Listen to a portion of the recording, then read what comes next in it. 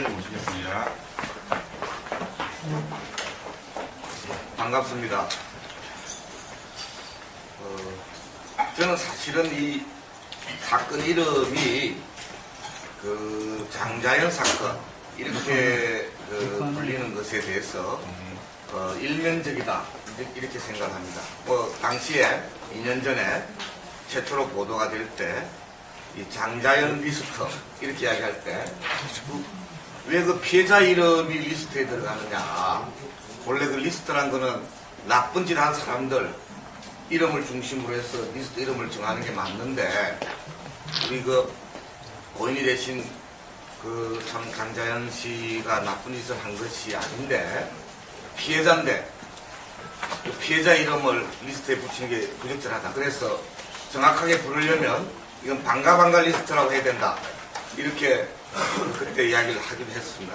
그 기자회견 했는 이후로 제가 조선일보사에 의해서 형사 고소당했고요.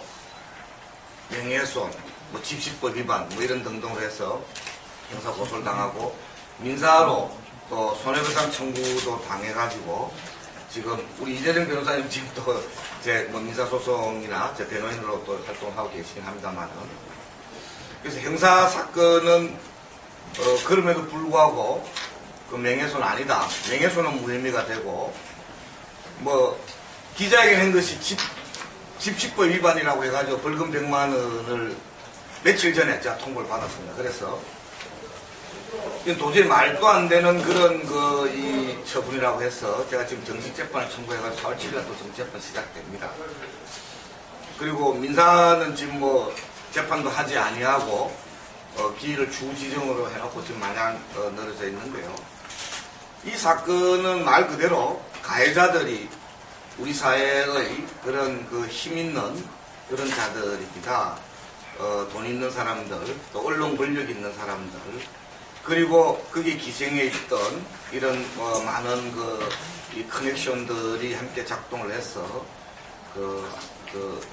말하자면 연약한 불쌍한 처지에 있는 우리 어린 젊은 여배우 연예인들을 무한 착취했던 착취 방법도 아주 적나라한 그런 방식으로 이 성접대라는 방식으로 착취를 했던 이런 사건입니다. 근데 이 고인께서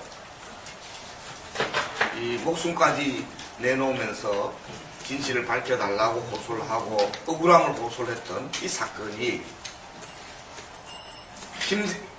언론 권력, 특히 언론 권력이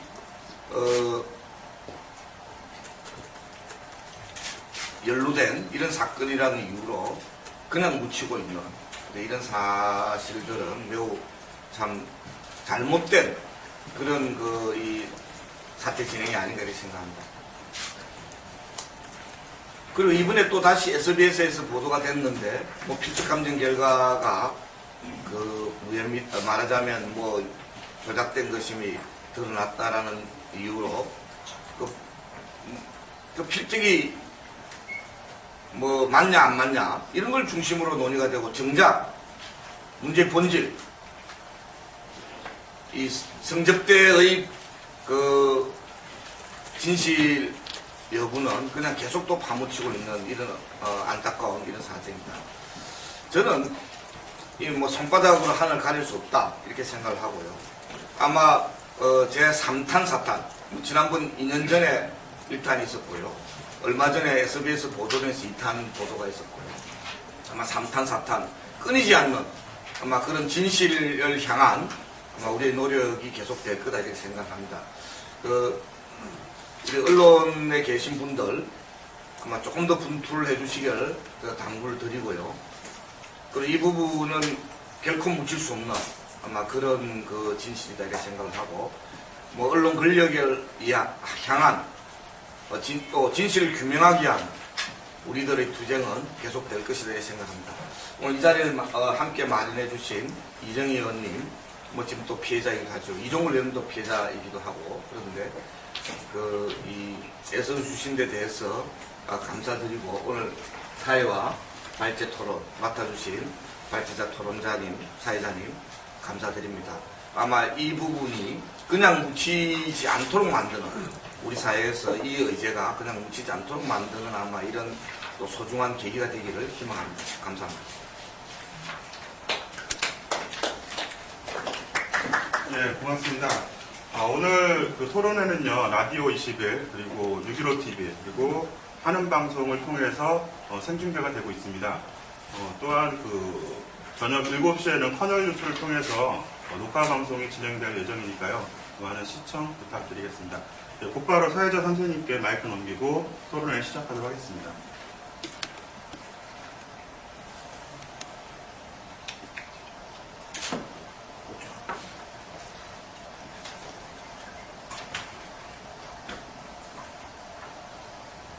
네, 지금 여러분 보시는 것처럼 마이크를 오늘 계속 좀 옮겨가면서 사용을 해야 됩니다. 지금 흘러가지고 같이 사용을 해야 되기 때문에요. 그래서 좀 다소 불편하시더라도 오늘 발제자, 또 토론자께서는 자기 순서 끝나면은 그 다음 사용할 분한테 좀 넘겨주시면 고맙다는 거 미리 좀 말씀드리고요. 아까 인사말에서 말씀해 주신 것처럼 사실 그 SBS에서 고 장자연 씨 자필 편지 그걸 이제 보도를 하면서 다시 고 장자연 사건에 대한 이제 관심이 불어졌단 말이에요. 그런데 결국 뭐 국가수의해 가지고 자필이 아니다 이렇게 이제 감정 결과가 나왔고 그에 따라서 바로 그 직후부터 그 대부분의 언론들에서는 이 장자연 사건에 대한 이제 보도는 완전히 자초를 이제 감춘 것 같습니다.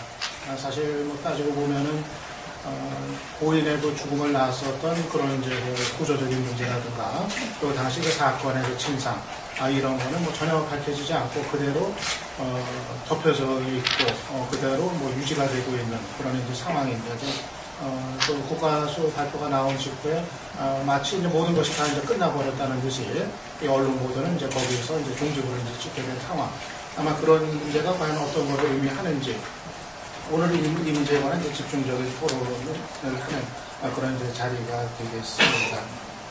생각보다 오늘 제가 토론회장에 와보니까 카메라가 지금 좀 많이 와 있고 SBS에서도 이제 취재를 오시고 그래가지고 이 문제에 대한 관심이 사실은 뭐 대부분의 언론의 보도는 또 자취를 감췄지만은 여전히 이 문제에 대한 이제 관심이 크다.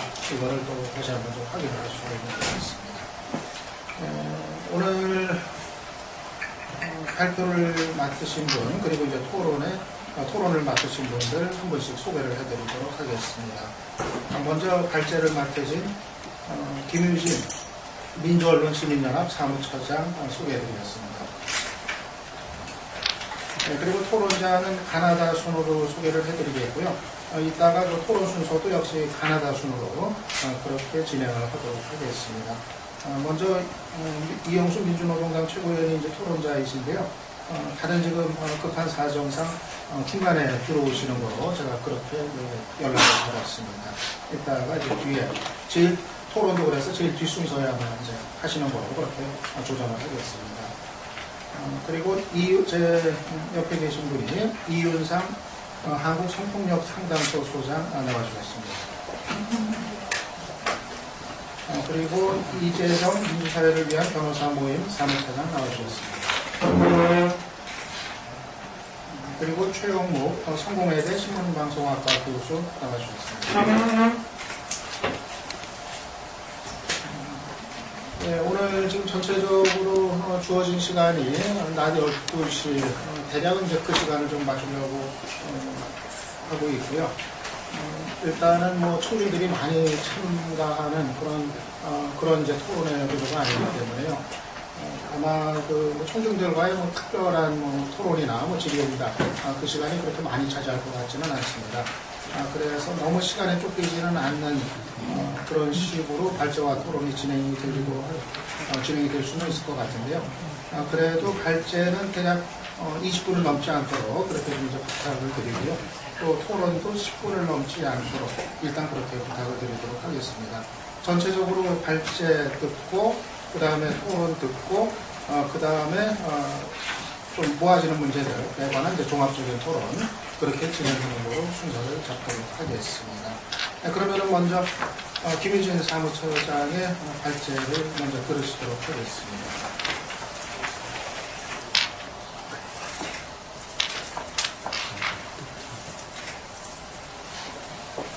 많은 분들이 그 SBS 보도 이후의 상황에 대해서 잘 알고 계시고 그리고 사건의 본질이 무엇인지에 대해서 잘 알고 계시기 때문에 그 부분에 대한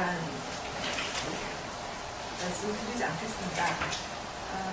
다만 제 발제는 SBS 보도 이후에 그 우리 언론들이 현지의 필적이 아니라 사건의 실체적인 진상규명이라는 쪽으로 의제를 설정해서 적극적인 추가 지도를 나가고 그 과정에서 새로운 단속들이 일어나고 또 힘들어 관심이 다시 모아지고 이런 그 과정을 거쳤다고 한다면 경찰이 이렇게 단 열흘 만에 재수사는 없다라고 다시 그 사건을 묻어버릴 수 있었을까라는 문제의식에서 출발을 했습니다. 5개 신문과 지상파 방송사들도 중심으로 봤고요. 일부 인터넷 매체들에 대해서 할 말이 없지 않나 오늘은 생각하도록 하겠습니다. 제가 그 준비한 발제문의 첫 페이지를 가져오십시오. SBS가 보도한 이른바 장자연 씨 작품 편지.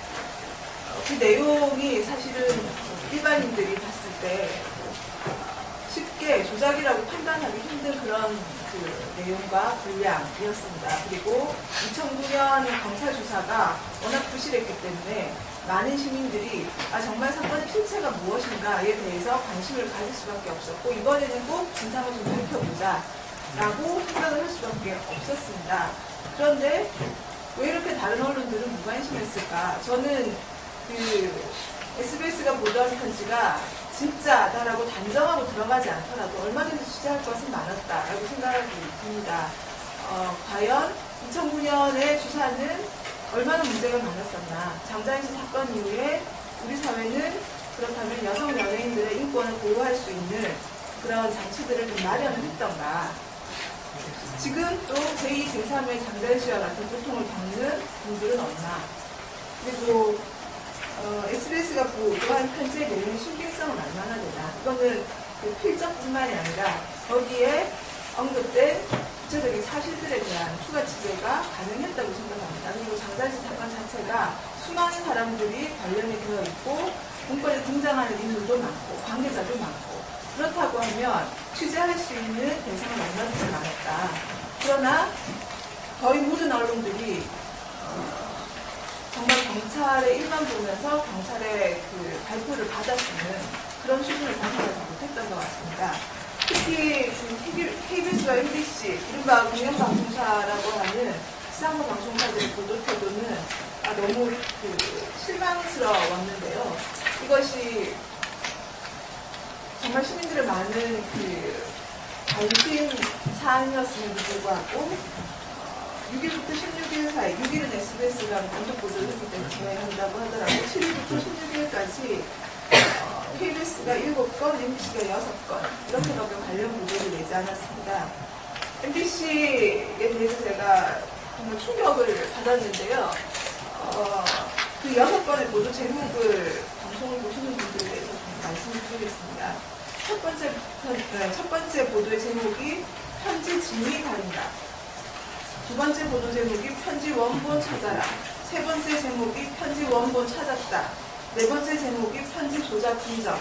다섯 번째가 장자연 편지 조작. 마지막이 다중인격자. 제목에서도 이렇게 적나라하게 드러나듯이 시작부터 편지 진위를 들고 나옵니다. 그래서 편지 진위를 가린다고 한다, 경찰이. 그 다음에 경찰이 편지 원본을 찾아 나섰다. 경찰이 편지 원본 찾았다. 경찰이 편지 조작 흔적이 보인다고 했다. 경찰이 장자연 편지 조작이라고 하더라. 제보자 정모 씨는 다중인격자라고 한다. 이것이 MBC 보도의 전부였습니다. KBS는 여기에 대해서 하나 더 붙인 것이 경찰 수사가 이렇게 끝났지만 아직 논란이 계속되고 있다. 남는 문제들이 있다. 이 정도 덧붙인 차이가 있는 거죠. 저는 MBC가 어쩌다가 이렇게까지 되었나. 2009년 당시 KBS MBC 보도 이 정도는 아니었던 것 같습니다. 이 페이지에 나와 있던 4페이지에 나와 있습니다만 당시에 그 MBC와 KBS가 장단 시간하는 문건에 신문사 유력인사 또는 유력기관 대표라는 표현을 써서 조선일보 사장이 포함됐다는 사실을 사실상 보도를 했고요. 그리고 KBS 같은 경우에는 이 언론사가 다른 대표가 거론되어 보도를 덮은 거 아니냐 이런 의혹도 제기를 하기로 했습니다. 그런데 이번에는 두 방송사가 정말 철저하게 경찰의 입만 바라보면서 극히 소극적인 태도를 취했다. 이 의미에 대해서는 뒷부분에 정리를 하면서 다시 말씀을 드리도록 하겠습니다. 그 다음에 이번 사건에 있어서 가장 적극적인 보도를 취한 매체는 역설적으로 조선일보였습니다. 기억하시겠습니다만 2009년에 조선일보가 어떻게 나왔는지 다들 아실 겁니다. 이종걸 의원이 그 국회 대정부 질의에서 자사 사주를 언급하자 기자들한테 그 문건을 돌렸죠. 우리 회사 최고 경영진이 사건과 아무 관련이 없기 때문에 보도하면 가만히 있지 않겠다는 사실상의 격박이 담긴 그런 그 문건을 돌렸고 보도자료를 돌렸고 실제로 대부분의 언론들이 아주 극소수의 그 인터넷 매체를 제외하고는 조선일보를 조자로 꺼내지 못했습니다. 다들 땡땡일보, 유력일간지 이런 방식이었죠. 그 부분에 대해서는 제가 8페이지에 구체적으로 언급해 주었습니다. 그랬던 조선일보가 이번에 굉장히 공세적으로 나왔습니다. 장자연 문건에 조선일보 사장이 언급됐다. 그런데 조선일보 사장이라고 표현했던 건 사실은 스포츠조선의 전 사장을 잘못 알고 그렇게 쓴 것이다. 경찰이 제대로 수사를 하지 않아서 우리가 피해를 보고 있다. 이런 그 이른바 조선일보 페이저 프레임을 만들어냈습니다. 그리고 이것을 뒷받침하는 보도를 집중적으로 쏟아내게 됩니다. 이 부분에 대해서는 발제를 참고하시면 되지 않을까 싶고요. 조선일보가 그 27일부터 18일까지 21건의 관련 보도를 했는데 절반 이상의 보도가 경찰 발표를 전하고 이런 거 외에 절반 이상의 보도가 이런 그 자신들의 페이저 프레임 그리고 그 명예가 훼손된 데 대해서 책임을 추궁해야 된다는 주장 그리고 SBS의 오보를 맹신하는 그런 보도들로 채워져 있습니다. 제가 조선일보가 왜 이렇게 그 공세적인 태도로 바뀌었는지에 대해서는 판단할 능력이 없습니다. 다만 그 조선일보의 이중적인 태도에 대해서는 짚고 넘어가야 될 것 같은데요. 자사사장의 인격만 그리고 자사사장의 명예만 중요하고 다른 언론사 대표들의 인격이 중요하지 않은 것이냐. 아무도 조선일보 사장에 대해서 장자연 사건에 연루되었다라고 단정한 적이 없습니다. 다만 문건에 언급되어 있고 진상을 밝혀야 된다.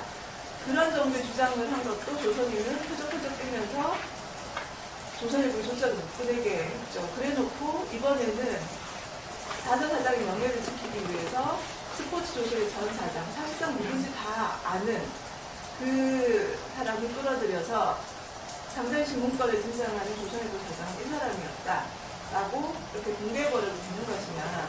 또 굉장히 이중적인 태도다. 그리고 그 또 하나는 장시 소속사의 전 대표였던 그 김모 씨가 스케줄에 그 SBS 사장이라고 표현했던 그 경우가 있는데 그것도 SBS 사장이 아니라 SBS 프로덕션 사장이었다. 그러니까 장자연 씨가 이런 김 씨의 평소 습관, 그러니까 본사 사장과 계열사 사장을 혼동해서 부르는 이런 습관 때문에 오인했을 가능성이 높다라는 뒷받침을 하려고 이런 기사도 또 냈습니다. 그런데 사실은 SBS 사장이든 SBS 프로덕션 사장이든 장자연 씨 문건과는 무관한 사람들입니다. 그런데 단지 그 전 소속사 교토에 스킬교토에 등장했다는 이유로 이렇게 슬쩍 끼워 넣어서 자주주장을 뒷받침하는 것. 이것도 제가 볼 때는 굉장히 위험한 태도 아니었나 이런 생각이 들고요. 나머지 신문들에 대해서는 사실 뭐 할 얘기가 그다지 많지 않습니다. 중앙일보 같은 경우에는 사태를 관망했다. 그리고 아주 면피용으로 재수사 필요하지 않냐 이런 언급 정보를 했고요. 동아일보 같은 경우에는 평소에도 늘 그렇게 오락가락했습니다. 초기에 보면 굉장히 충격적인 보도를 하죠. 그래서 장자연 실적 편지가 800통에 이르고 그 편지에는 접대 인사의 실명도 들어가 있다. 이것을 제보자 전 씨를 최근에 면회한 A 씨를 우리 기자가 만났더니 A 씨가 이렇게 얘기를 하더라. 라고 해서 SBS 보도보다 더 나간 보도를 했습니다. 그런데 이 보도 이후에 경찰이 편지 조작 부분에 무게를 싣고 실제로 그렇게 발표가 나오니까 이 보도에 대한 어떠한 추가적인 보도 내지는 입장이 없습니다. 동아일보 같은 경우에는 초기에 SBS가 보도한 그 편지를 보고 장 씨와 전 씨가 연인 관계였을 것으로 추정된다. 뭐 이런 식의 그야말로 추측 보도를 하기도 했었죠. 그렇게 뭔가 파헤칠 듯이 하다가 근거는 구체적으로 되지 못하고 그냥 나중에 결국에는 경찰 보도를 따라가는 이런 태도를 보였고요. 그나마 경향신문이나 한겨레신문 같은 경우에는 재수사를 촉구하는 입장, 그리고 경찰 수사 발표를 남아있는 의무점, 이런 것들에 대해서 지적을 했습니다. 그러나 경향신문 같은 경우에는 기본적으로 SBS 보도나 한겨레신문 등에서 제기한 보도를 인용 보도하는 수준을 크게 넘어가지 못했다고 보고요. 자체 취재는 거의 없었다. 이렇게 사건의 진상을 파헤치는 자체 취재는 거의 없었다. 그래서 좀 아쉬움이 남습니다. 그리고 경향신문은 이번에도 조선일보를 조선일보로 표현하지 않았습니다. 한겨레신문 같은 경우에는 제가 두 가지를 의미 있었다라고 지적을 하고 싶은데요. 장자연 씨 사건 이후에 논의되었던 연예인들의 인권보호 대책들이 2년이 지난 지금까지 아무것도 진전된 게 없었다라는 보도를 한번 했었습니다. 그리고 조선일보 사주 일가 B 씨가 장자연 씨를 만났다는 새로운 증언을 보도를 했습니다. 12월 17일에 걸쳐서. 그리고 이 제보를 한 사람이 바로 조선일보가 언급했던 스포츠조선의 전 사장과 연관된 쪽이었고, 이 사람이 장 씨와 조선일보 사주 일가 B 씨가 만난 날짜, 장소, 참석자까지 다 구체적으로 언급을 했으며, 이런 내용을 2009년 경찰 조사에서도 진술을 했는데 이후에 경찰과 경찰 발표에 등장하지 않았다. 그래서 부실수사 의혹을 제기하는 그런 보도들이 나왔습니다. 그러나 한겨레신문의 이정도의 보도가 경찰의 재조사를 이끌어내는 데는 역부족이었습니다. 전반적으로 이번 장자연 씨 관련된 언론 보도가 2009년과 그럼 달라진 게 무엇이냐. 전반적으로 더 후퇴했다는 생각이 들고요. 좀 정리를 해보면 좀 참담하기도 한데, 조선일보 사장을 조선일보 사장이라고 부를 수 있게 됐다는 게 첫 번째 변화이고요.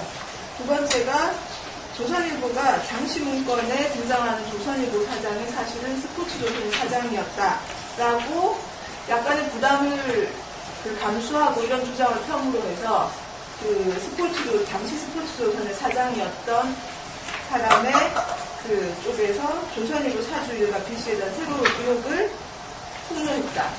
그 다음에 세 번째, 조선일보가 SBS가 어쨌든 긴장 기고를 형성하게 됐다.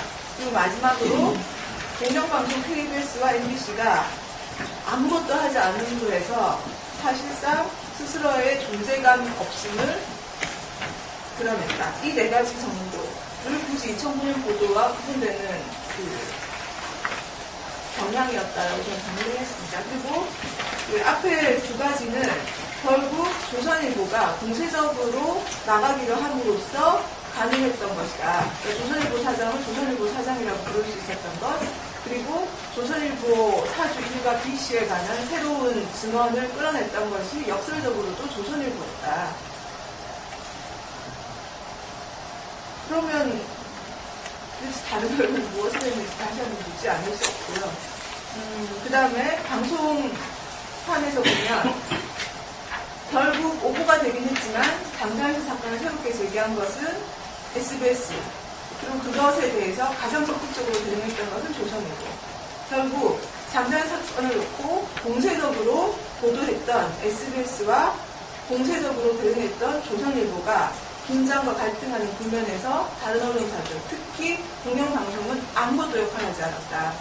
이것은 이명박 정부 들어서서 방송 장악으로 인한 공영방송의 어떤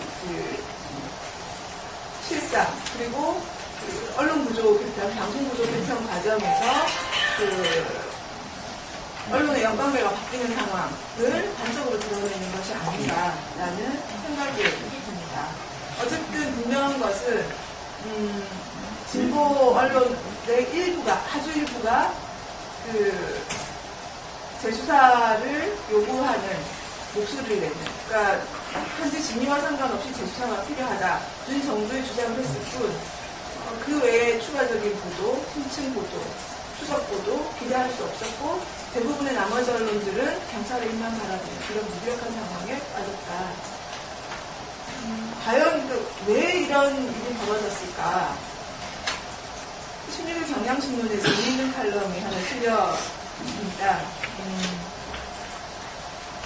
조두순 사건이나 김수철 사건에서 보여주었던 많은 언론들의 집요하고도 과감한 파헤치기 보도들이 왜 장자연 사건에 나타나지 않았는가?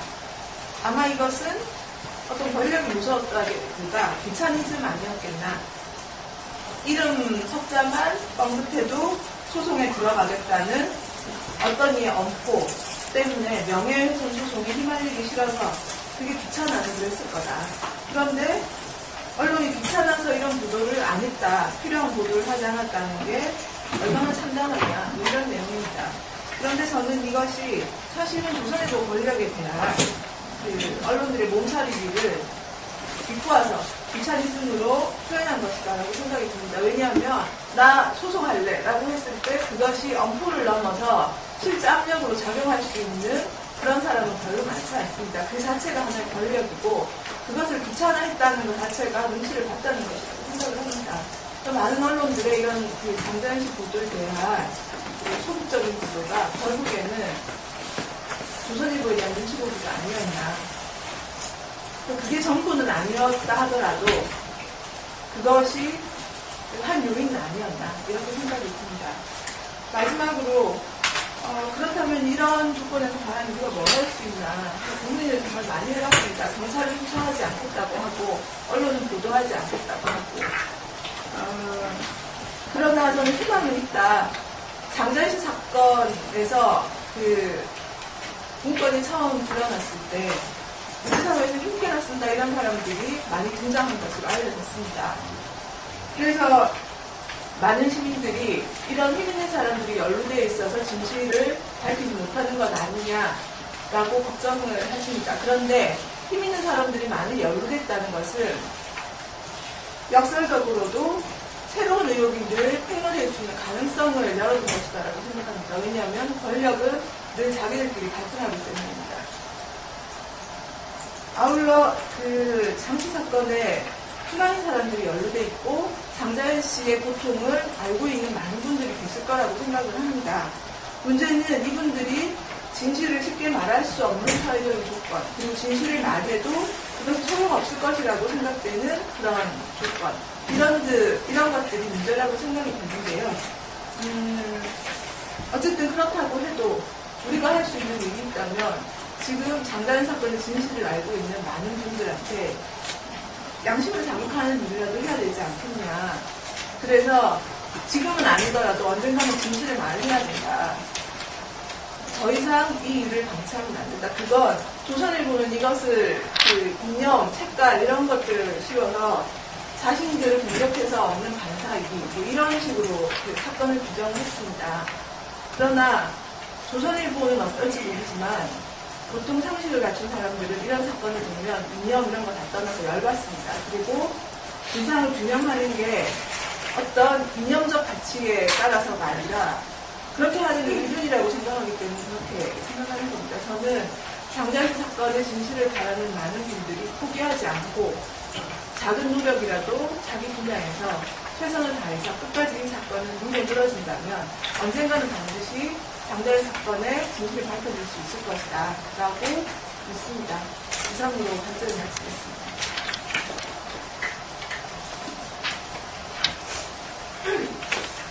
네, 김유진 사무처장 발제를 통해서 이번 언론 보도의 문제점 조목조목 짚어진 것 같습니다. 한마디로 얘기해서 지난 2년 전에 있었던 보도 때보다도 더 훨씬 좀 후퇴한 그런 모습이라고 표현하신 게 아마 좀 한마디로 압축이 된 그런 얘기가 될 수 있을 것 같습니다. 발제 도중에 이영순 민주당 동당 최고위원 오셨는데요. 소개해드리겠습니다. 죄송합니다. 이쪽에는 토론 순서를 좀 늦추신다고 그래가지고 제일 뒤로 아까 조정을 했었는데 어떻게 원래 순서대로 제일 먼저 하시겠습니까? 아니면 뒤로? 바로 제 뒤에 하겠습니다. 뒤에 하시겠습니까? 예, 그러면 하겠습니다. 그러면은 먼저 이윤상 소장님 토론 듣도록 하겠습니다.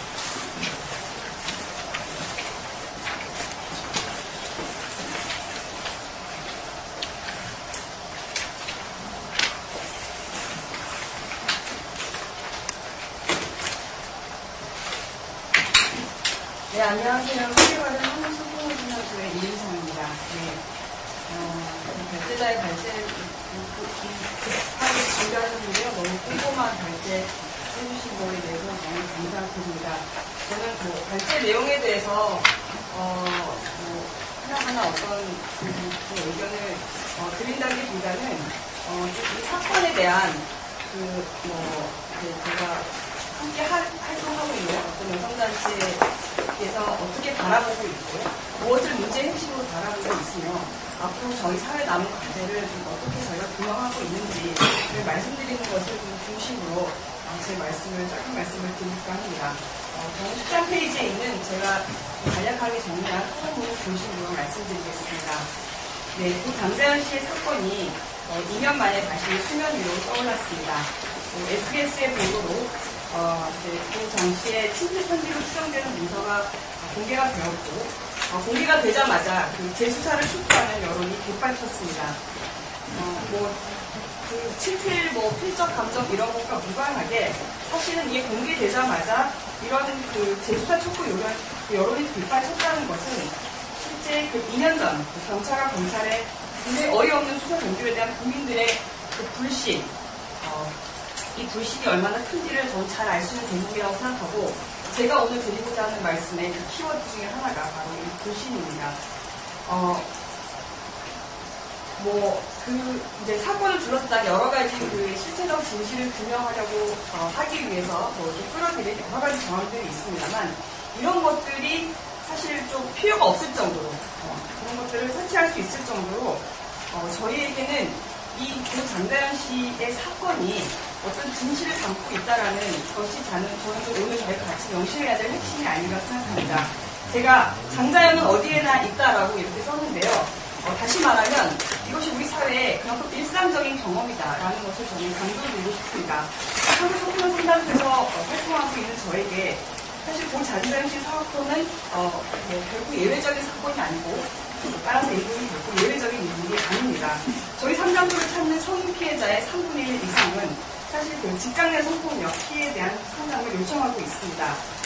대학원생인 지도교수에게 있는 성폭력 피해도 저는 유사한 맥락에 있다고 생각합니다. 권력자가, 힘을 가진 자가 힘을 이용해서 이 피해자의 그 노동 환경, 이를 둘러싼 모든 것을 통제하고 앗아갈 수 있는 상황이 바로 그 직장 내 성폭력의 핵심이죠. 그렇기 때문에 피해자는 굉장히 오랫동안 본인이 준비해온 것을 사실 자기 삶의 거의 그 대부분의 시간을 바쳐서 준비해온 것을 포기하는 대가로 자신의 교수를, 자신의 상사를 자신에게 권력을 남용할 수 있는 자를 세상에 뭐 고발하고 알리든지 아니면 그냥 그저 모든 걸 덮고 혼자서 소가리를 하든지 하는 이런 양자의 선택을 할 수밖에 없는 그런 굉장히 절박한 상황에 있습니다.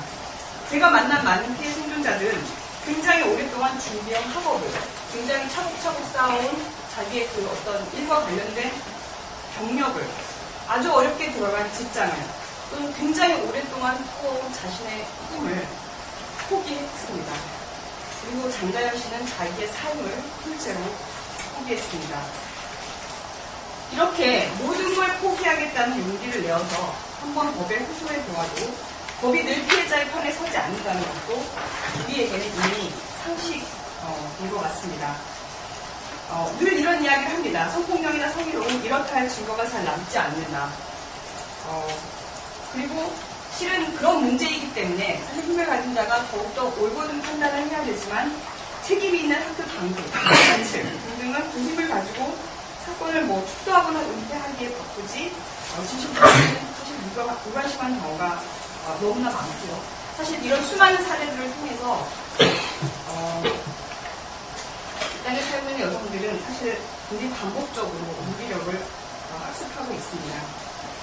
그리고 저는 이 힘을 남용하는 데에는 언론 또한 예외가 아닐 때가 많았다라는 말씀을 드리고 싶습니다.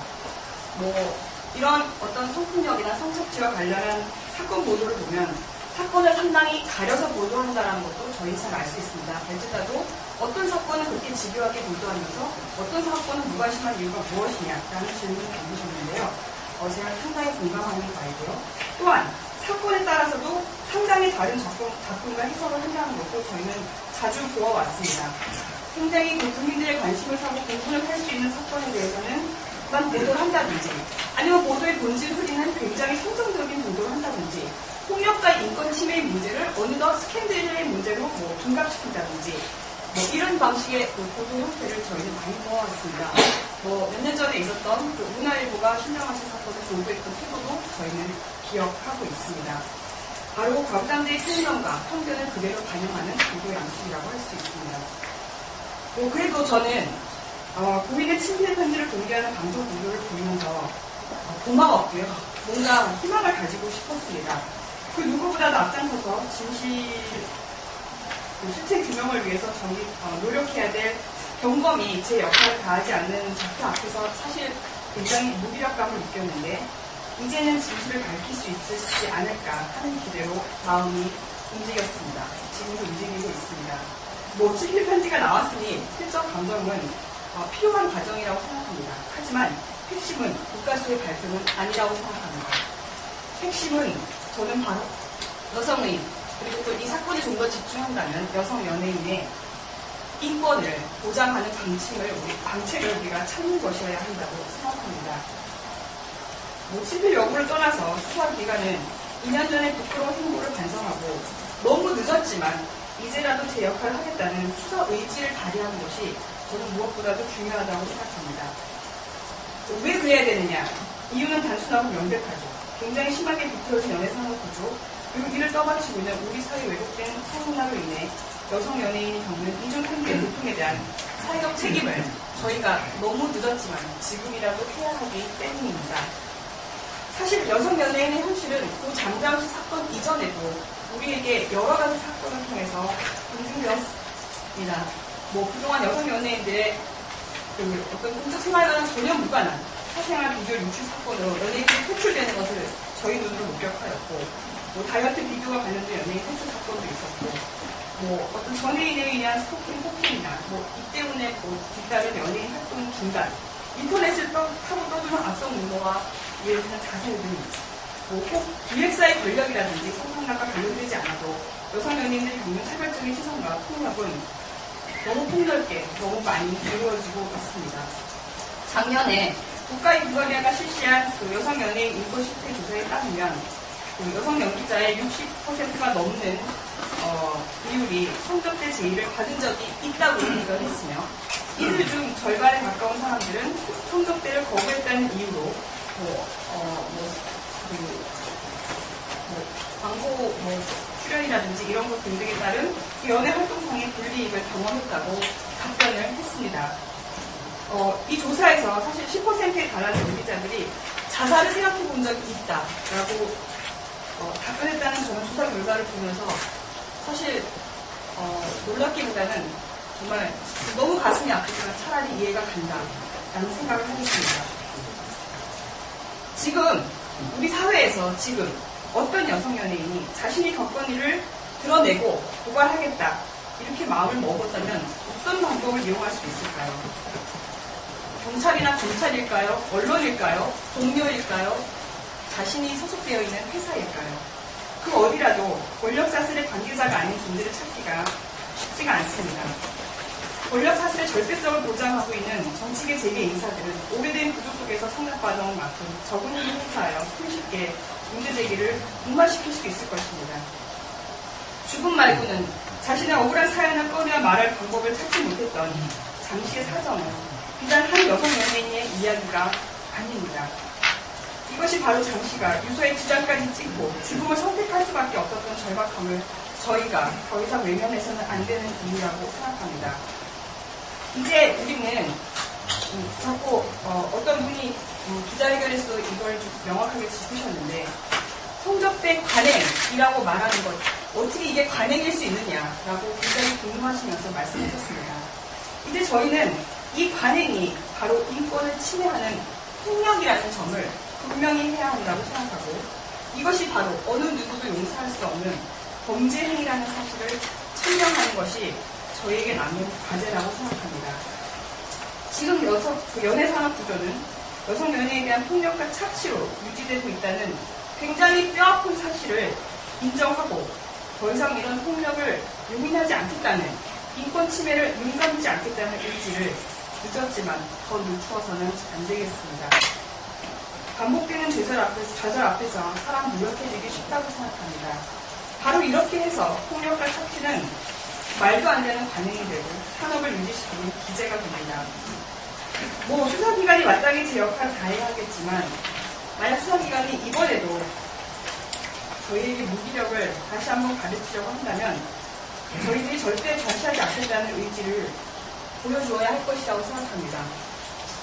오늘의 토론의 제목이 언론 보도가 있지만 사실 그 기존의 권력을 가진 언론이 제 역할을 다 하지 않는다면 저는 이것만 언론이라고 생각하지 않습니다. 모르겠습니다. 제가 너무 앞서간 건지 모르겠지만 저희에게는 다른 소통 도구가 분명히 있고요. 다시 말하면 어떤 대안적인 저희에게는 미디어가 있습니다. 여러 가지 소셜 미디어도 있고요. 이런 것을 저희가 기억하고 활용하면서 지금까지 이런 대안적인 미디어가 발휘해온 어떤 소통 능력의 네트워크 역량이 사실 굉장히 폭발적이라는 경험도 저희는 많이 했습니다. 그래서 이런 방식으로 저희들의 뜻이 무엇인지 알려내는 일을 최선을 다해서 해야 될 것이라고 생각합니다. 친필이다 아니다. 성접대 의혹은 규명이 어렵다. 소희롱이나 성폭력은 증거가 없기 때문에 두 사람만 있었기 때문에 알 길이 없다. 라는 등의 말로 사안의 본질을 흐리는 일은 결국 폭력과 착취를 용인하겠다. 계속 두고 보겠다. 또 누군가를 죽음의 벼랑 끝으로 내모는 일을 그냥 다시 하겠다라는 의미라고 생각합니다. 그녀가 살아남은 저희에게 보내는 절절한 메시지는 지금 저희에게 정당하게 분노할 것을 요구하고 있다고 말씀드리고 싶습니다. 감사합니다.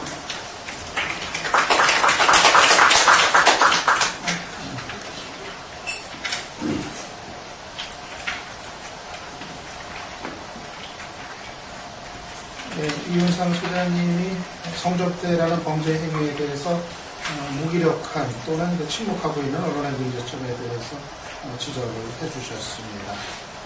지금 토론 진행되는 사이에 오늘 이 토론회를 민원연과 함께 주최해주신 민주노동당 이정희 대표 지금 오셨는데요.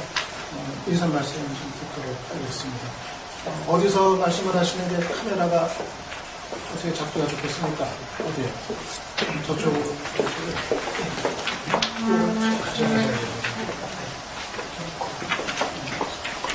어제 심야 트위터를 보니까는 심야 늦은 시간에 또 대학교에 나오게 문제 때문에 경찰서까지 다 계시고 분주한 활동하고 계신 이정도 반갑습니다. 제가 토론회를 시작할 때 와서 말씀을 드렸어야 되는 늦어졌네요. 드리고 싶은 말씀은 인사말로 써서 드렸습니다. 인사말의 내용과 딱 한마디로 요약해서 말씀드리고 싶습니다. 진실이 드러나는 말입니다. 우리는 그것을 믿기 때문에 살아갑니다. 그리고 진실이 드러나게 하는 것은 우리 모두의 책임이기도 합니다. 그리고 또 가리워진 진실 속에서, 그리고 수면위로 드러나지 못한 진실 속에서 다시 자신의 희망을 포기하고 자신의 삶을 던지는 일이 일어나지 않도록 하는 것은 우리 모두의 책임이기 때문입니다. 이번 사건이 벌써 2년여 흘러오는 것을 보면서 저는 두 가지 대단히 심각한 문제가 있다고 느끼고 있습니다. 첫 번째는 진실을 알고자 하는 사람들, 그리고 진실을 밝히고자 하는 사람들이 있음에도 불구하고 철저하게 그 진실을 밝힐 수 있는 수단이 제한되고 그리고 매우 좁혀져 있다는 것입니다. 이번에 한 편지가 드러났습니다. 2년 만입니다. 그러나 우리가 진실을 밝힐 수 있는 가능성이 전혀 없었겠습니까? 그렇지 않습니다. 만약에 이것이 살아있는 권력이 관련되어 있지 않은 것이었다면 분명히 이 사건과 관련된 여러 수사 기록이 진작에 관련 사건으로 공개되었을 것이고 그것은 필요한 대로 진실을 밝힐 수 있는 방향으로 당연히 원용되었을 것이라고 생각합니다. 그러나 이 사건에서는 우리가 그 누구인지 감히 누구도 말해서는 안 된다는 억눌림에 사로잡힐 수밖에 없게 되는 그 상황에서 그것은 검찰에서, 법원에서 어떤 증거도 내놓지 않고 그리고 무엇도 밖으로 흘러나가지 않도록 하면서 실제로 진실을 밝힐 수 있는 수단 자체가 매우 제한되어 왔습니다. 더 이상 지속되지 않기를 바랍니다. 연관된 형사사건, 민사사건들이 여러 건이 있습니다. 당연히 그 사건들의 진행을 위해서라도 이 사건에 장자연 씨가 돌아가시게 된 과정에서 그 이후에 경찰은 무엇을 수사했는지, 누구를 수사했고 몇 번을 불렀고 무엇을 물었으며 거기에서 나온 사람들에 대해서는 과연 어떤 수사를 보강해서 했는지에 대해서 모든 것이 밝혀지는 것이 필요하다고 생각합니다. 이제 문제는 누가 장자연 씨를 죽음으로 몰고 갔는가 뿐만 아니라 누가 그 죽음의 책임을 드러나지 않도록 묻고 있는가 역시 대단히 중요한 진실 규명에 초점이 맞춰져야 한다고 생각하고 있습니다. 두 번째는 그 누군가를 말해서는 안 된다고 했던 그 살아있는 권력, 그것에 우리 모두가 많은 언론들이 스스로 입을 다물었던 비참한 과거에 대해서 이제는 돌아볼 때가 되었다는 것입니다. 이종걸 의원이 분명히 국회에서 말씀하셨습니다. 하지만 그것을 다시 입에 담는 것은 대단히 어려운 상황으로 빠져들고 말았습니다. 우리가 함께 용기를 내어서 함께 말했다면 과연 그랬을까? 입을 열리기 주저한 언론들이 스스로 자성해야 된다고 생각합니다. 그리고 더 진실을 규명하기 위해서 노력하기보다는 입을 다무는 것은 눈을 먼저 보는 언론의 심각한 자세입니다. 저는 언론의 기능이 무엇이 드러나느냐 드러나지 않느냐를 객관적으로 또는 멀리 떨어져서 보고 거기에서 내가 어떻게 처신할지를 판단하는 그것을 머무르지 않는다고 생각합니다. 진실을 적극적으로 밝히는 것이 언론의 기능입니다. 그것이 우리 국민들이 기대하는 것이고 만약에 언론이 그 기능을 제대로 다하지 못한다면 다른 언론이, 다른 유형의 언론이 그 기능을 대체할 수밖에 없을 것입니다. 상황은 점점 더 그렇게 흘러가고 있습니다. 지금이라도 기성의 언론들 그리고 공공의 책임을 지고 있는 언론들이 자신의 기능을 다하기 바랍니다. 오늘 이 자리에서 토론회를 제안하고 준비해 주신 민원연 대표님도 관계자님 그리고 김유진 사무소장님, 토론을 해주실 이영순 최고위원님, 이인사 소장님, 최영목 교수님, 이재근 변호사님, 그리고 사회를 맡아주신 이창선 박사님께서 이런 중요한 문제를 짚어주시는 데서 대단히 큰 기여를 해주신 데 대해서 감사드립니다.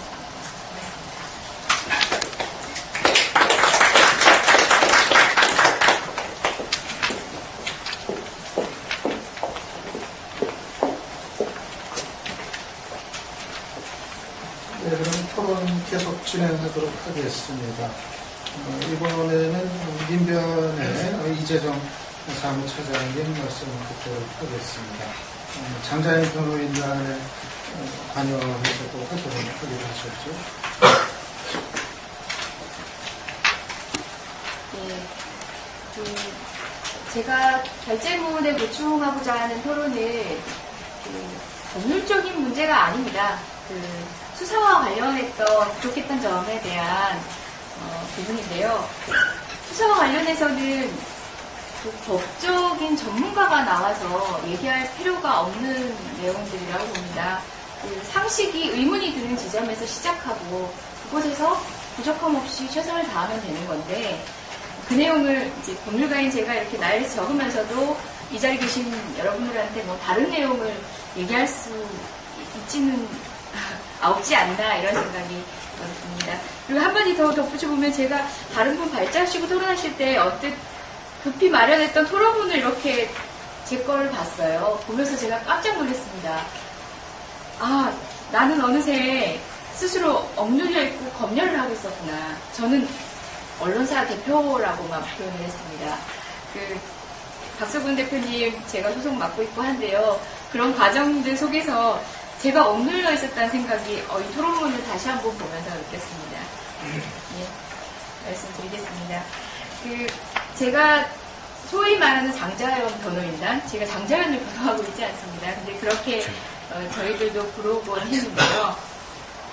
이 변호인단에 관여하게 된 건 여러분들 다 아시다시피 여기 이정희 의원님, 그리고 이종걸 의원님, 국회에서 또는 방송에서 조선일보 사장의 실명을 거론하기 시작하면서 고소를 당하고 관련된 민사소송을 당하게 됐습니다.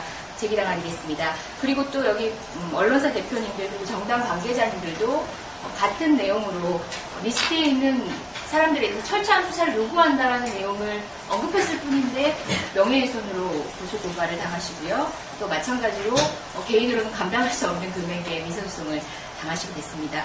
거기에 관여를 하게 됐고요. 그게 2년 전입니다. 통상 민사소송이 아무리 길어져도 1년이면 끝나거든요. 근데 참 질이 멸렬했습니다. 2년 동안 마땅히 진행되는 것도 없었습니다. 그 덕분일까요? 관련해서 유일하게 기소됐던 그 2명, 기획사 대표와 전 매니저가 기소된 그 1심 재판이 끝날 무렵에 첨부된 소위 2차 편지라고 할까요? 그러니까 두 번째 문건이 드러나는 과정들을 저희가 확인하게 됐습니다. 확인하게 된 과정을 언론을 통해서 여러분들이 아시겠지만 민사소송 과정에서는 문서송부 촉탁이라는 제도를 통해서 관련된 사건과 관련된 문서가 있는 것을 법원에 요청을 할 수가 있습니다. 그 가운데서 관련 형사사건의 기록을 요청하는 절차를 밟았고요. 그 내용 안에서 맨 마지막에 편철되어 있는 전모 씨, 왕첸첸 씨라고 하죠. 왕첸첸 씨의 탄화서와 첨부된 편지를 발견하게 된 겁니다. 예, 제가 소위 말하는 장자연 변호인단에 관여하면서 이 사건의 본의 아니게 연루된 경위를 설명드렸고요. 여러분도 상식선에서 모두 알고 있는 수사 내용들 한번 점검해 보면서 말씀드릴게요. 2009년 당시로 한번 거슬러 올라가 보겠습니다. 2009년 3월 7일 장자연 씨가 이 세상을 지지게 됐습니다. 발생한 직후 일주일인가요? 이후에 윤모 매니저가 장자연 문건을 언론에 공개를 하게 됐죠. 언론들이 이를 쟁점화 하니까 경찰은 이제 문건이 진짜라는 것만 확인하면 전방위적인 수사를 하겠다 공언을 했습니다. 이번에도 마찬가지였었죠. 관련 물건이 당시에는 친필로 드러났습니다. 그런데도 수사는 미온적이었습니다. 한 달이 지났는데 가장 기본적인 1차 수사, 그러니까 관련자들의 소환 수사도 이루어지지 않았었습니다. 그리고 수사 대상이 된 사람들의 실명과 혐의를 밝히겠다고 오전에 경찰에 브리핑을 했다가 오후엔 다시 번복을 한다든지, 그리고 모든 사람들이 관심 있어하는 그 유력 일간지 언론사 대표를 소환했느냐라고 물었더니 경찰청장, 그때 당시에는 강일학 경찰청장이었습니다. 소환 조사를 했다라고 했다가 오후에 아닌 것이 밝혀지기도 하는 등 그런 언론 발표만으로도 국민의 신뢰를 얻을 수가 없었습니다. 그리고 성접대 장소로 언급돼서 구조까지 우리 국민들이 속속들이 다 꿰고 있는 삼성동 회사 건물도 언론에 보도된 이후에서야 압수수색이 이루어졌습니다. 경찰의 수사가 따라가는 형국이었는데요. 이번과 마찬가지로 당시에도 40명이 넘는 전문 수사팀이 꾸려졌고요. 30여 곳에 달하는 압수수색이 있었고 10만 건이 넘는 통화 내역을 조사를 했습니다. 근데 정작 핵심 관련자에 대한 수사는 없었습니다. 이것 역시도 확인되지 않은 사실이긴 한데요. 언론 보도에 따르면은 언론사 대표에 대한 수사 종결 이틀 전에 코리아나 호텔에서 이루어졌다고 하죠. 반면에 거듭 언급했지만 철저한 수사를 당부하면서 국회 대정부 질문 과정 그리고 토론 방송 등에서 이를 언급한 국회의원들 그리고 철저한 규명을 요청한 시민단체 대표들은 조선일보에 의해서 고발당하고 수사가 계속 있는 현재까지도 이루고 있습니다. 기획사 대표는 폭행 혐의로 1심에서 유죄가 확정이 됐고 현재 항소심에 대기 중이고요. 유전 매니저도 명예훼손 혐의로 고소돼서 마찬가지로 유죄가 인정이 되어서 항소심 기류 중에 있습니다. 나머지 관련 피의자들은 모두 무혐의 및 불기소가 됐고요. 그런 상황입니다. 수사상은 이와 같습니다. 근데 기획사 대표의 폭행 혐의 일부를 보면요. 장자연 씨가 작성했던 최초의 문건, 소위 저희가 유서라고 부르고 있는 부분인데요. 그 일부 내용, 김 대표가 장자연을 손바닥과 페트병으로 폭행했다. 아니 그 사실에 근거한 폭행 사실이 유죄가 인정이 됐습니다. 수사기관은 당시 문건 내용을 신뢰할 수밖에 없었던 상황이죠. 물론 관련해서 다른 증인들의 증언도 있고 보충이 된 건 사실이겠지만 그 사실 자체를 통해서 저희가 미루어 짐작할 수 있는 바는 그 문건의 내용의 다른 부분들도 진실일 수 있는 가능성이 있고 보완돼서 수사가 된다면 얼마든지 밝힐 수 있었다는 점입니다. 근데 정작 적대와 관련된 내용은 어땠습니까? 피의자의 변명 하나만으로 피의자들은 변명하게 돼 있습니다. 누구나 자기 잘못을 스스로 반성하고 인정하진 않으니까요. 변명 하나만으로 부인하는 것이 됐습니다. 관련해서 저희가 전모 씨, 왕첸체 씨의 탄원서와 편지를 확인을 하긴 했지만요. 여러 가지 수사 증거들도 확인을 하게 됐습니다. 물론 그 수사 기록들은 수사기관에서 작출하게 된 모든 수사 기록은 아니라고 봅니다. 일부 기소된 사람에 관련된 기록만 1심 형사소송 기록에 첨부되어 있는 거니까요. 하지만 그 기록을 통해서 제가 상세하게 말씀드리진 않겠지만 기록을 통해서 드러나는 다른 지인들의 증언만 보더라도 충분히 추가 수사할 여지는 충분했습니다. 접대와 관련된 부분이 아닌 폭행 사건을 증언하는데 참조된 기록만 보더라도 제가 상식을 가진, 법조인이 아닌 상식을 가진 일반인으로서 보더라도 이 부분에 대한 수사를 더하면 어땠을까 하는 의문이 있음에도 불구하고 관련된 기록은 그저 폭행 사건의 증거 기록으로 남을 뿐이었습니다. 안타깝습니다. 2011년 다시 드러난 2차 수사 과정에 대해서 한번 되짚어봅시다. 편지가 드러난 직후 경찰은 전모 씨가 있는 간방을 압수하고 원본을 확보하고 관련한 필적 감정을 국가수에 의뢰를 했습니다. 마찬가지로 2년 전 강일학처럼 조현호 청장도 편지가 친필이면 전면 재수사를 하겠다. 단호한 어조로 공언을 했습니다. 이후 근데 편지와 관련된 내용에 대한 수사는 일절 이루어지지 않고 국가수 결과만 기다리고 있는 형국이었죠. 그 과정에서 물론 국가수의 결과 너무 중요하고 친필 감정 여부가 중요한 열쇠이긴 합니다. 하지만 그것만 기다리고 있는 모습도 마뜩잖았는데 더군다나 그걸 기다리고 있으면서 취한 경찰의 대언론 브리핑은 가관이었습니다. 경찰은 이렇게 얘기를 했었어요. 2년 전에 비슷한 내용의 편지가 스포츠 칸이었나요? 칸을 통해서 몇 장이 흘려졌을 때도 경찰은 왕첸첸 씨가 정신병력이 있다는 걸 이유로 해서 묵살을 했는데요. 마찬가지 내용을 덧붙이면서 또 교도소 수반신 목록에는 장자연이나 필명 설아라는 이름이 없다. 필명 보통 설아라는 이름이 없다고 했는데 국가수 발표 이전에 대대적으로 브리핑을 했습니다. 여론을 몰아가려는 느낌을 감출 수 없었는데요. 근데 편지 내용을 이렇게 보면요. 편지이 장자연 씨가 직접 편지를 보내지 않았다는 내용도 있거든요. 다시 말해서 다른 사람을 통해서 편지를 반입한다는 내용도 있습니다. 그러니까 말씀드린 도중에 잠깐 첨언하면 저는 아직 이 편지가 진짜이길 바란다든지 아니면 진짜일 거라는 생각으로 말씀드린 게 아니라 수사를 하는 데 있어서 상식적인 단계와 수순을 밟고 얼마만큼 국민들을 납득시켰느냐를 말씀드리기 위해서 말을 하고 있는 겁니다. 근데 그 반입한다는 내용이 있었는데 이런 내용과 관련된 언급은 없이 그냥 수발신 목록이 없으니까 라고 해서 그걸 대대적으로 불평을 했고, 언론사들은 뭐 다른 고민들 없이 언론사들도 분명히 여기 계신 분들도 마찬가지고 노출된 기록들을 봤음에도 불구하고 다른 물음표는 붙이지 않은 채 그대로 받아서 기사화합니다. 또한 봉투 훼손 흔적과 관련해가지고 조작 흔적이라고 얘기하지만 그 어조와 그리고 언론사에 보도된 내용들만 봐도 거의 뭐 조작을 단정했습니다. 국가수 결과 이전에 이미 우리는 조작의 결과를 전달받은 것 같았습니다. 그 봉투도 그 편지 수를 모두 감당할 만큼의 봉투 수가 되지 않는다는 등의 내용을 발표하면서 언론들 역시도 마찬가지로 단정적으로 이를 받아서 편지 내용 자체에 조작이 있을 개연성이 상당한 것처럼 자체 판단 없이 그대로 보도를 했습니다. 그 과정들에 국민들이 동의하지 못하는 거겠죠. 국가수 발표 내용과 관련해서도 정리를 해볼게요.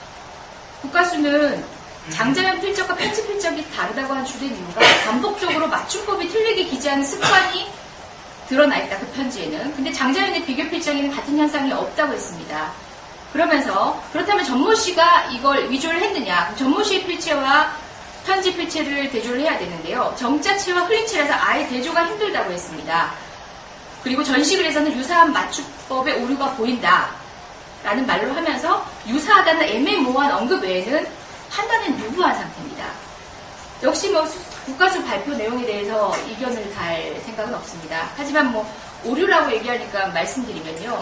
소위 말하는 유언으로 저희가 칭하고 있는 첫 번째 유모 매니저가 공개한 문건에 따르면은 이 문건 같은 경우는 유모 매니저가 같이 옆에서 이렇게 컨트롤을 하면서 어떤 내용을 적자고 나름 의논을 해서 신중하게 적었을 내용임에도 불구하고 피해 사례입니다 라고 할 때 피해 저희는 아의 이를 쓰잖아요. 근데 여의 이를 쓰는 게 2번이나 목격이 되거든요.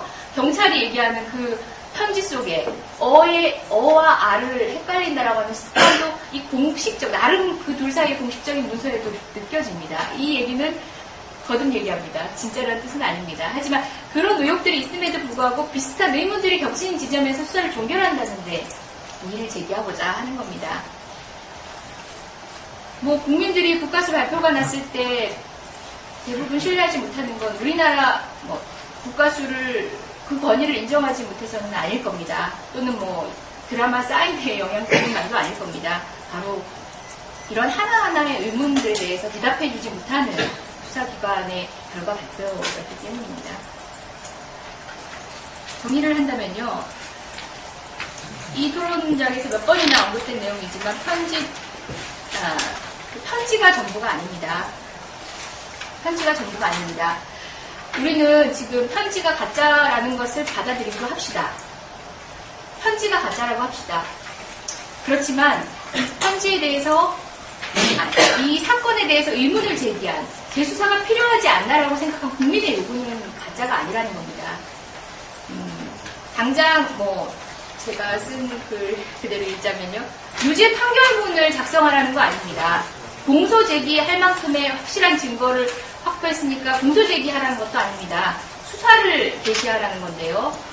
그러니까 국민들의 요구는 정말 상식이 납득할 수 있는 방법과 순서로 다른 여느 범죄를 수사하듯이 수사를 개시하라는 겁니다. 근데 수사를 요구하는 마당에 정말 유죄의 판결문을 쓰기 전에 판사가 필요한 완결된 어떤 증거를 요구하면서 그런 걸 조건으로 재수사라고 운운하는 상황은 납득할 수가 없습니다. 이미 의혹과 단서는 충분하다고 생각합니다. 추가해서 몇 가지만 더 말씀드리면요. 이정희 대표님께서도 이런 식의 기존의 언론들의 모습을 보면서 우리는 정말 다른 언론을 통해서 우리의 언론을 개척해야 되는 것이 아닌가 하는 고민이 든다고 하시는데요. 그마저도 이 조선일보는 맡고 있습니다. 오늘 아침 제가 웹서핑을 하다 발견한 내용인데요. 그 포털에 관련된 내용의 글을 올렸더니 뭐 아고라 게시판 뭐 이런 데 올렸더니 임시조치가 됐다고 합니다. 임시조치는 저희 정보통신망법에 따라서 관련해서 자기에게 손해가 있다고 생각하는 사람들이 자신의 권리를 보호하기 위해서 요청을 하면 30일 동안 블라인드 조치가 됩니다. 근데 표현의 자유라는 거는 그 30일이라는 기간이 지나고 나면 생명을 잃어버립니다. 그렇기 때문에 이 부분에 있어서 지금 진중권 씨 등 몇몇 네티즌이 헌법소원을 제기해서 판단 중에 있는 걸로 아는데요. 통상 이게 문제가 되는 거는 힘없는 개인이 자신의 명예가 훼손됐다는 걸 이유로 해서 요청한 케이스는 별로 없습니다. 여기 있는 정치인과 대기업, 그리고 최근에 있어서는 이 사건의 피해자로 지금 프레임을 구축해가고 있는 조선일보사에서 관련된 내용에 대해서 임시조치를 기록을 요구하고 있는데요. 언론은 자기가 확보한 그 막강한 소통 그 권력을 통해 가지고 이제 여론을 이렇게 형성할 수도 있고 이끌어낼 수도 있는 책임감 있기도 하고 막대한 권리가 있는 그런 지위에 있는 사람들입니다.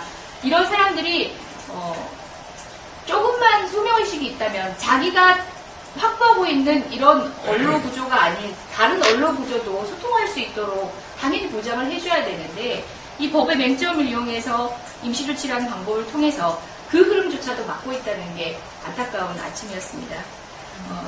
또 하나만 덧붙여 말씀드리겠습니다.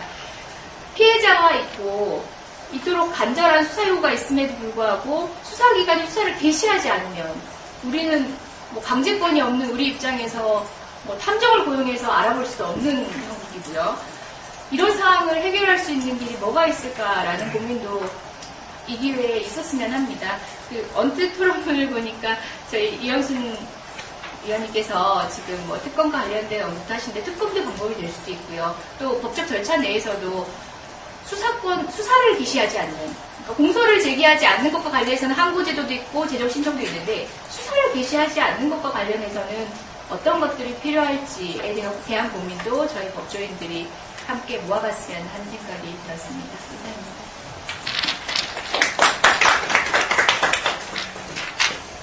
이재성 사무처장님이 편지의 진위를 판단하는 기준은 필적만이 아니다라는 점하고 또 편지가 서로 이제 가짜라 하더라도 재수사의 필요성이 부정이 되는 것은 아니다. 이 점을 지적해 주셨습니다. 다음으로는 최영욱 교수님 토론 듣도록 하겠습니다. 전체적으로 지금 시간이 약간 좀 오버가 되고 있는데요. 가급적이면 좀 10분에 좀 맞춰주시면 고맙겠습니다.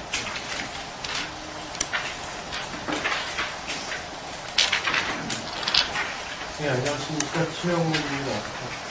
앞에 발표하고 토론 잘 들었고요.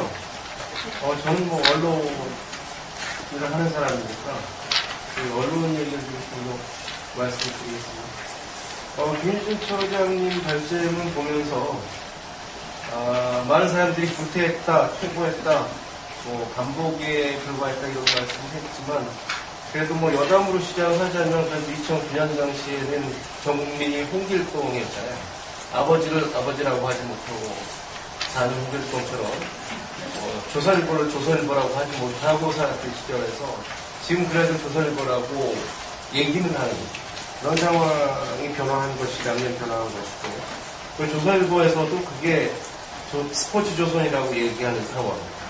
그 SBS는 어떻든 지금 굉장히 어려운 지경에 처해 있지만 이 문제를 지상파 방송으로서 전면적으로 재점화를 해가지고 지금 사회적 의제가 되고 있다는 점들이 달라진 것이고요. 그 과정에서 KBS와 MBC의 저널리즘 몰락이라는 걸 보고 있습니다. 최소한 사실보도 자체도 제대로 안 되고 있다는 사실이죠. 그리고 지금 변호사님께서 이대정 변호사님도 얘기하셨듯이 조선일보라는 살아있는 권력의 봉쇄소송의 위력이라는 건 전 국민을 거의 재갈물 수준 아니냐.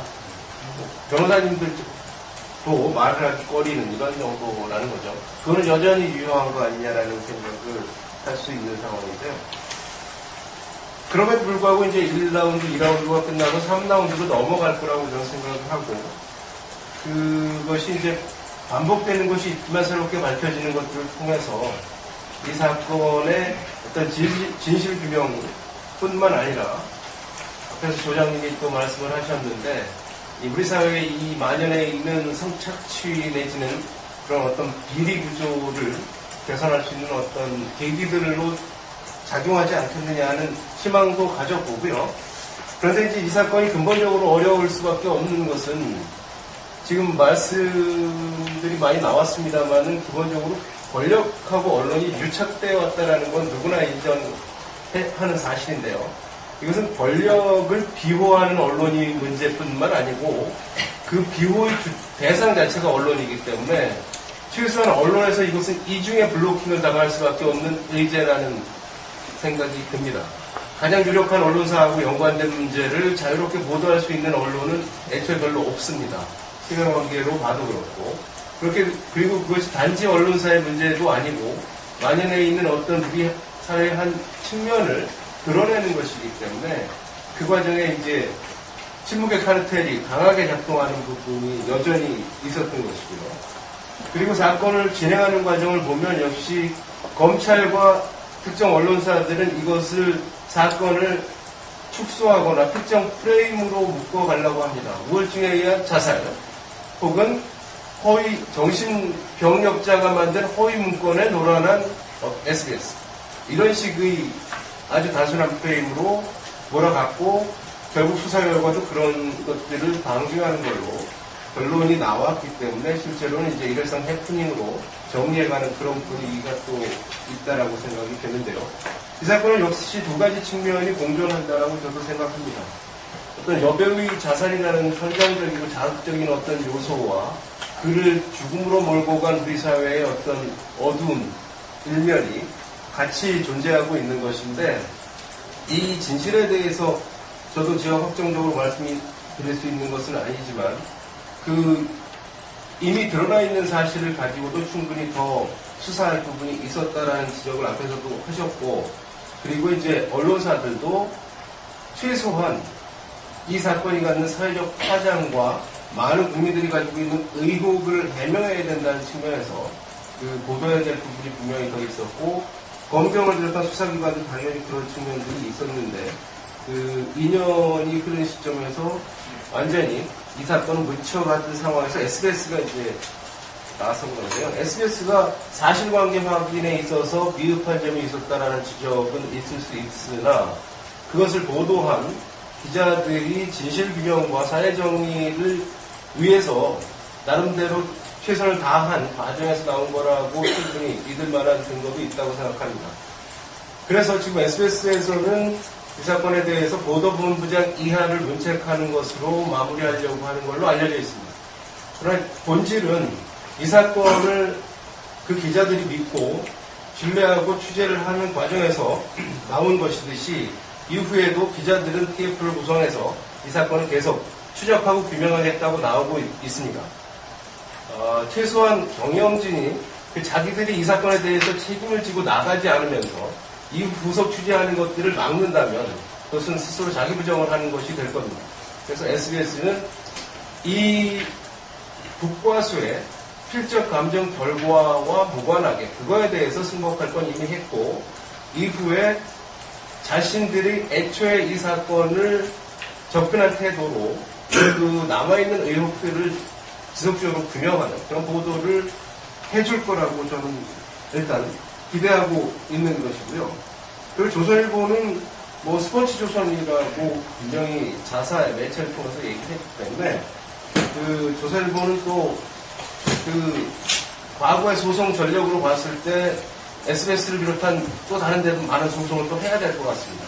그래야 자기들의 결별성을 좀 더 만천하에 드러날 수 있기 때문에 소송을 더 확실히 해가지고 협박만 할 게 아니라 가급적이면 전 국민을 다 좀 소송을 해주셔가지고 이 문제가 좀 알려지는데 도움을 주셨으면 좋겠고요.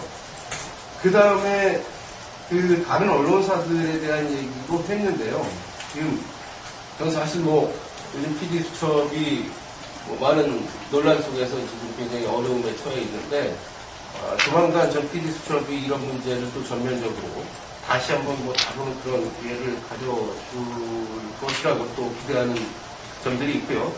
그리고 이제 언론하고 사실 검경이 해야 될 부분들이 지금 지속적으로 남고 또 이제 시민단체나 관련 단체에서 이제 이후에 3라운드에서 무엇을 할 것이냐 그 부분이 오늘 주로 말씀을 나눌 얘기였던 것 같은데요.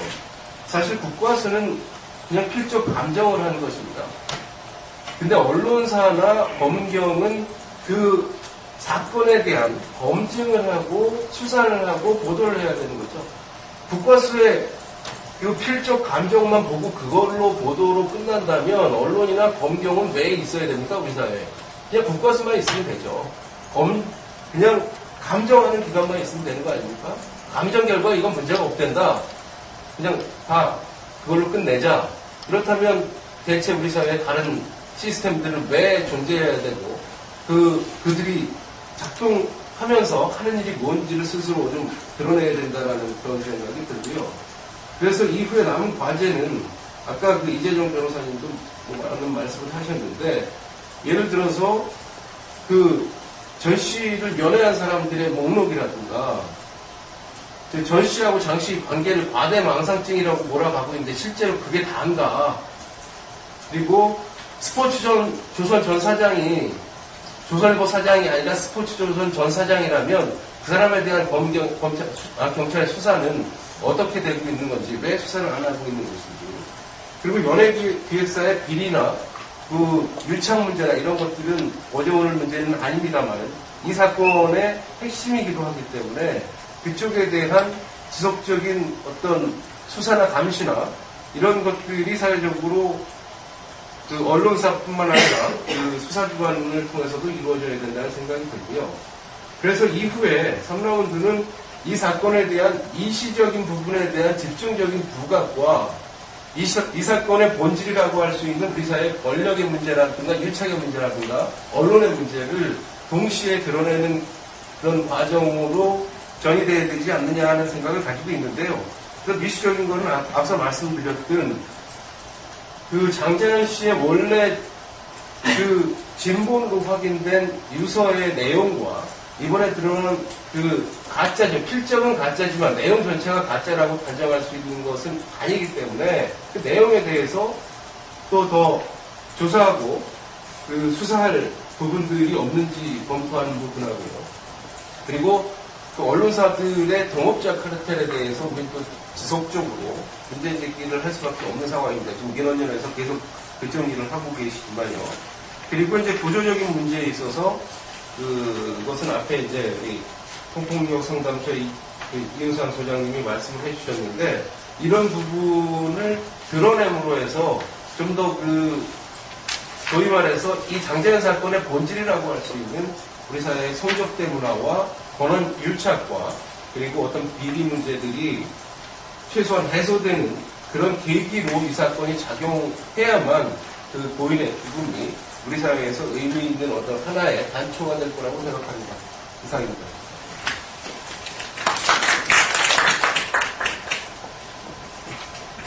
네, 최영목 교수님이 CS 기자들의 구속 취재를 가로막아서는 안 될 거라는 점을 주문하셨고요. 또 국가수 감정으로 모든 것이 끝난 것이 아니기 때문에 언론 그리고 검경의 그 책임 있는 역할 속에서 현지 내용에 대한 그 진위 여부 이거는 또 별개의 거로 확인될 필요가 있다 등의 말씀을 해주셨습니다. 이제 마지막 토론자로 민주노동당 이영순 최고위원 말씀을 듣도록 하겠습니다.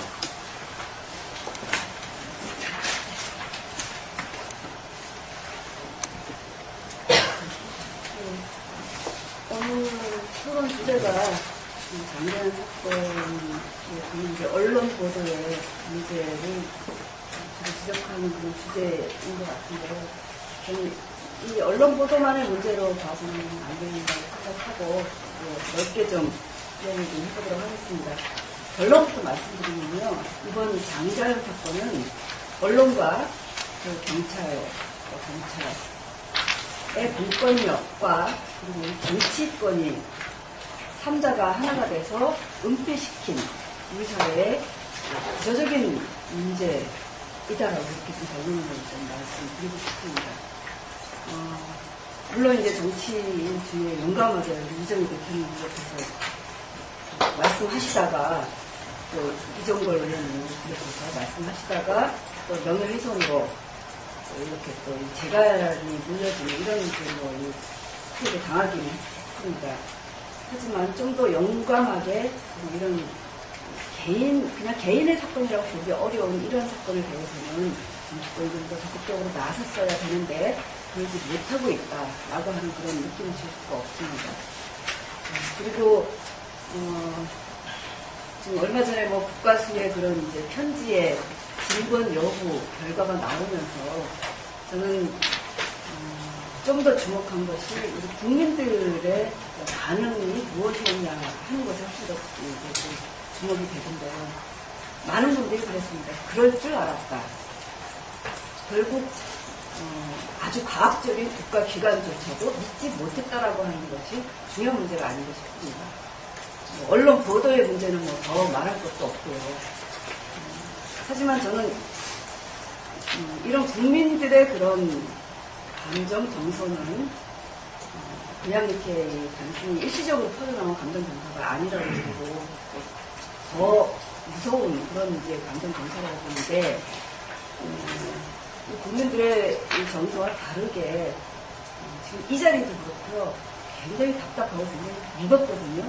무슨 말을 어떻게 꺼내야 될까? 뭘 조심해야 될까? 이런 것을 생각하느라고 다른 분들도 토론하시면 굉장히 좀 답답하고 무거운 감정이 좀 있는 길이 없는데요. 어쨌든 좀 더 입을 열고 좀 적극적으로 진실을 밝히려고 해야 될 분들이 우리 국민들에게 충분하게 그런 역할을 하지 못하지 않았다라고 하는 그런 좀 생각이 좀 듭니다. 그래서 우리 국민들은 국가수마저도 믿지 못하겠다라고 하는 그런 반응들은 여과 없이 쏟아내고 있고 경찰이나 뭐 경찰의 태도에 대해서 더 말할 나위가 없고 이런 점에 대해서는 정말 이렇게 삼자가 중요한 사건을 은폐시킨 공범이지 않는가라고 하는 그런 비난을 피할 길이 좀 없다라고 생각을 합니다. 좀 더 답답한 것은요. 이전에 이 정치권에서도 중요한 사건이 생길 때는 이제 특검 도입이나 국정조사라든가 이런 것들을 상당히 여러 차례 많이 주장을 해오긴 했습니다. 그런데 지금 제가 이제 제목으로 특검제 도입을 촉구한다라고 하는 제목을 달았는데 과연 이 특검제를 도입한다고 해서 이 사건이 제대로 진실이 밝혀질 수 있을 것인가에 대해서는 저도 장담을 하지 못한 상태에서 지금 이런 주장을 하고 있는 것이 참 답답하기도 합니다. 그만큼 우리 사회에서 이 공권력의 지위라고 하는 것은 신뢰를 잃어버렸지 않았나 생각이 들거든요. 그것은 이전에 오랫동안 보여져 왔던 그 공권력의 태도에서 당연히 국민들이 가지고 올 수밖에 없는 그런 생각이라고 봅니다. 2007년인가요? 1년인가요? 그리고 경찰의 그 군봉에 의해서 사망한 비준 반대 투쟁을 하던 농민들, 그리고 또 포스코 포항에서 건설 노동자들이 죽었을 때도 보여준 경찰과 국가수의 태도들, 이런 걸 봤을 때, 또 얼마 전에 있었던 또 이 검찰의 성상납 검사 사건이었나요? 성상납 관련한 그런 이제 검사들의 개입된 그런 사건에 대해서도 검사는 공권력은 제대로 해결하지 않았습니다. 이런 여러 가지 그런 선례를 봤을 때 국민들은 공권력을 절대로 믿지 못한다라고 하는 그런 이제 감정을 가지고 있는데요. 그럼에도 불구하고 특검제 도입이 필요하지 않느냐라고 주장을 하는 겁니다. 그럼에도 불구하고 뭔가 다시 조금이라도 장제한 사건에 대해서 좀 뭔가 이 여러 가지 의견을 좀 제시할 수 있는 그런 계기가 마련돼야 되지 않을까라고 하는 그런 좀 절박한 심정에서 이런 좀 제기를 하는 건데요. 이대로 가면은 정말 이 안타까운 이 죽음의 진실이 묻혀버릴 것 같다라고 하는 그런 이제 위기의식 때문이라고 봐야 될 것 같습니다. 여러 가지 그 의혹이 풀리지 않은 상태에 있습니다. 그 의혹에는 상당히 거대한 그런 뭔가 우리 사회 권력의 힘이 작용하고 있다, 짓누르고 있다라고 하는 그런 이제 사건입니다. 근데 이 사건은 그냥 개인의 죽음이 아닌 우리 사회 구조적인 문제가 결부되어 있는 그런 사건이기 때문에 반드시 풀어내어서 진실을 밝히는 것이 이후에 우리 사회를 진정으로 건강하고 밝게 만들 수 있는 그런 계기가 될 수 있다고 믿기 때문에 이 사건은 반드시 진실이 좀 파헤쳐져야 된다고 생각하는 거고요. 특검제 도입을 위해서 진실을 파헤쳐야 된다라고 하는 그런 이야기를 하는 사람들에 대해서 많은 이제 권력의 힘이 작용해서 말을 하기가 상당히 어려운 그런 이제 구조이기는 하나 특검제 도입을 위해서는 어떤 형태로든 진실이 밝혀질 수 있도록 하는 그런 좀 이 제도 좀 도입이 좀 있어야 되지 않을까 싶고 그런 노력에 우리 정치권이 좀 더 용감하게 좀 앞장서 나가야 되겠다라고 그런 생각입니다. 이상입니다.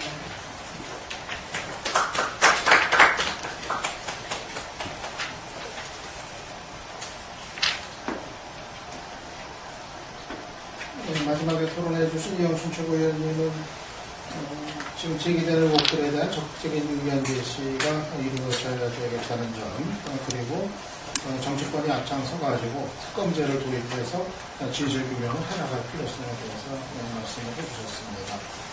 그래서 당초 예정됐던 발제 그리고 토론 순서는 진행이 됐고요. 지금 네 분 토론자께서 토론을 해주셨으니까 그 네 분 토론 말씀 들으신 거에 대해 가지고 발제를 하셨던 김유진 사무처장님이 종합적인 말씀을 해주신 바가 있습니다.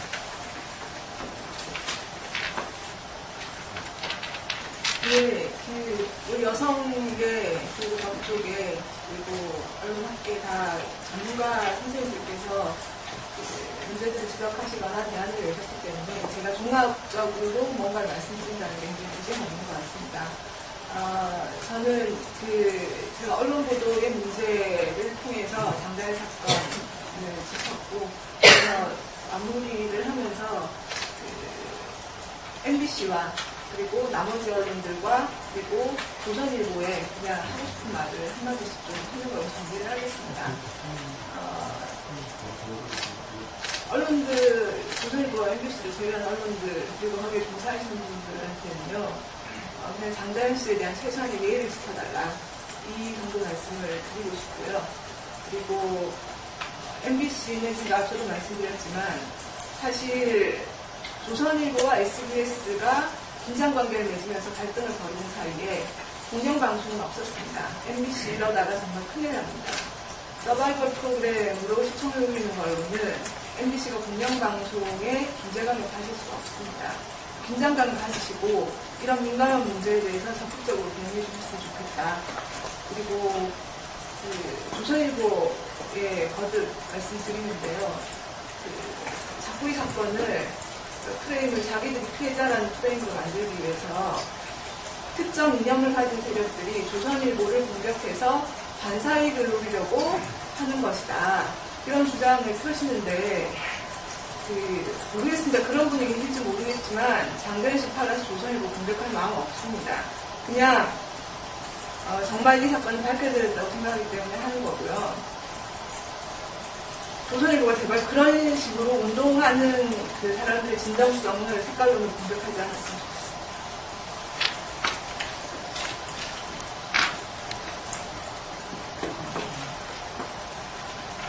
네, 지금 시간이 당초 예정했던 이제 12시면 됐는데요. 지금 이 토론장 구조가 특별히 다른 토론회장처럼 방청객들하고 질문이나 토론을 할 수 있는 구조는 좀 아니긴 합니다. 다만 그래도 약간의 시간은 좀 가능하니까요. 특별히 한두 분 정도 오늘 토론자 중에서도 좋고요. 아니면은 또 이제 들으신 분들 가운데서 이 얘기나 아니면 질문 이런 거 좀 꼭 좀 해야겠다는 분 계시면은 한두 분 정도는 좀 말씀 듣는 게 가능할 것 같은데요. 혹시 계시면은 신호를 주십시오. 아니면 오늘 토론했던 분들 중에서도 특별히 좀 더 말씀하세요. 예. 마이크를 어떻게 해야 되나요?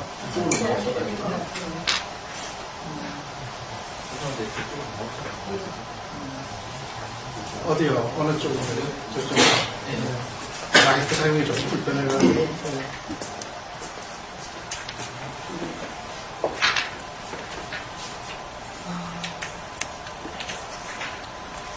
저는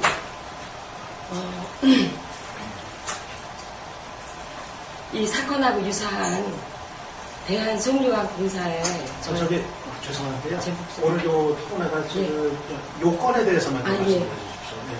죄송합니다. 오늘 좀 다른 기회에 다른 문제 좀 부탁 좀 드리겠습니다. 네.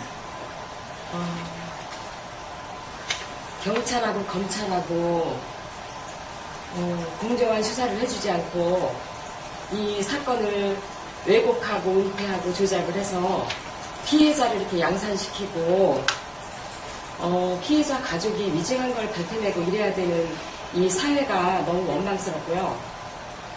지금 이 장자연 사건도 지금 얼마 되지 않았지만 저 사건은 지금 6년이 되어거든요. 근데 언론에서도 제대로 보도를 해주지 않고 이런 게 좀 제대로 진실을 밝혀서 보도를 좀 해주셨으면 좋겠어요. 그래야 이렇게 사회적 약자들이 정말 어디 기댈 데도 없고 어디 붙잡을 데가 없어요. 그 언론에서만이라도 좀 제대로 보도를 해주셔서 이런 피해자가 좀 생기지 않게 해주셨으면 좋겠습니다. 부탁드립니다. 감사합니다.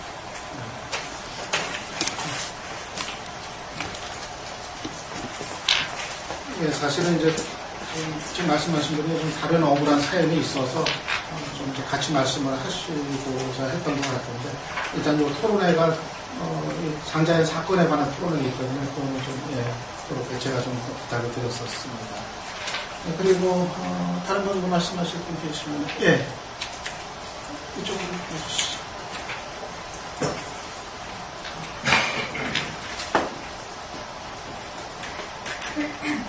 안녕하세요. 한국인문단체연합 박수민이라고 하고요. 사실 2009년 3월 17일에 경찰이 국가수에 장자연 씨 유서라고 하는 문건에 대해서 수사를 의뢰했잖아요. 그런데 그게 친필이라고 밝혀졌고 그걸 위해서 경찰이 7월에 12명에 대한 기소 의견을 냈어요. 이미 냈는데도 검찰에서 혐의 없음으로 사건을 종결시켰습니다. 그래서 사실 이 사건을 보면 어떻게 보면 장자연의 문서가 친필이냐 아니냐, 그러니까 이번 2011년에 SBS 보도한 그 문건이 사실이냐 아니냐의 문제가 아닌 것 같아요.